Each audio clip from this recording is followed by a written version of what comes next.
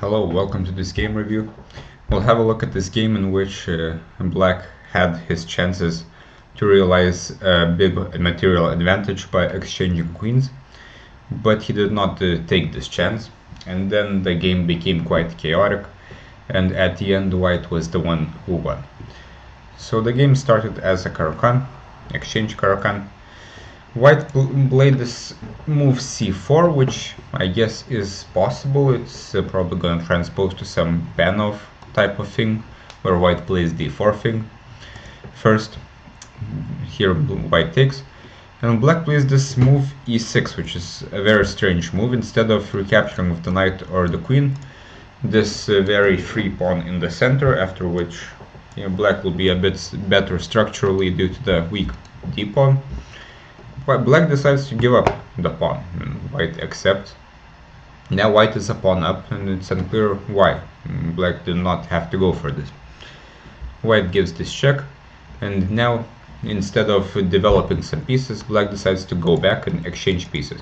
So first, the first rule that this violates is that when we're down material, we want to keep pieces on the board, since the closer we get to an endgame, the more important White's extra pawn will become. Currently it's not that important, but now slowly we're going towards an endgame. If White takes, it will become important.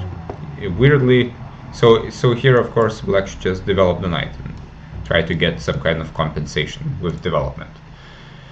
Interestingly, White decides not to trade, so White doesn't understand this principle of exchanging when up material. Black attacks the bishop. This was ignored by White, so clearly White had his own plans of attacking f7 and taking it. Sadly, we cannot just have our own plans, we have to look at what the opponent is doing. So now Black is completely winning because he has a piece up, d3.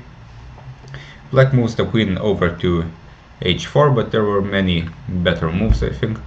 Black should very seriously consider developing with tempo bishop b4 check. And here, even though we're helping White develop and with bishop d2, and for example here, in this position Black got to exchange some more pieces, which means we're getting closer to an endgame where his piece advantage will matter. Also, this pawn is hanging, but this is less important, and Black will now just have to move his queen somewhere and castle, and he will have, or at least should have, no problems realizing his big material advantage. Instead, queen goes to h4. Again, if we want to choose a square for the queen, maybe we should offer a queen exchange instead. And White can't really refuse, because otherwise this pawn on g2 is hanging, then his king will be quite weak. And if White accepts, then we're very happy to have exchanged queens. Now Black will develop very simply, kick the knight out. There's not much for White to do with his piece down. Instead, Black puts his queen here, and now he had a very good chance to exchange queens, especially when the queen is now attacking two things. Again, we always have to look for checks. One simple check again is this, after which Black will be able to castle quite easily, defending this f7 problem. But even better is queen to b4. This forces the queen exchange, and again, when we're up material, in this instant a whole bishop, we can just exchange everything and go to a winning endgame, which will be the easiest way to play. Instead, bishop c5, and Black does exactly the same thing White has done a couple of moves ago. Black is attacking f2, but completely ignores that White is the one attacking as well. So queen takes f7. Even though Black is still doing fine, the position has become quite random, and now White has a few pawns for the piece. He's also attacking this weak king. Here, interestingly, Black had this nice move rook e8, which is not very intuitive, but Black actually has a big threat. For example, if here, now Black wins. You can pause the video if you want to find it yourself. But Black wins with the move queen to f2. The point being, when White takes, this is checkmate. So this is a bit more accurate, but rook f8 is possible as well. White decides to go knight e6. Only chance was to take this pawn. I have a lot of pawns for the piece. After this, Black can take, and now Again, black is kind of ignoring everything that white is doing. He is attacking f2, he is attacking h2, but now white finds some very good moves, starting with queen d5. And again, black doesn't really understand what's white's idea here, and he had to move his king to e8, after which there is some kind of perpetual. For example, after this, queen c8, queen c4, and the game kind of could go on, but white is doing okay here.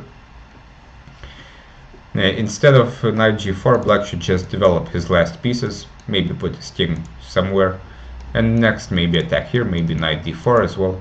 Black is quite well developed, his king is not ideally placed, but white is not developed to make use of this. Now knight d7 is of course a logical move to defend the bishop, but sadly white wins with the simple fork, bishop g5, queen and king is attacked. And to get better at chess we have to learn to not miss these kind of moves. These are the moves that finish games, and we have to find a way not to allow them. And here, before playing knight d7, understandably the bishop is hanging, but before playing knight d7 we have to try to understand if we're not blundering anything. Sadly we are. And after this the game is completely over. White has a lot of material and he can develop, he can even blunder at the f2 pawn, it doesn't really matter. He is up a queen, so the rest of the game doesn't require much commentary, and it ended quite soon. So again, as said many times before, checks, captures, attacks. Mostly checks and captures. Those are what win games.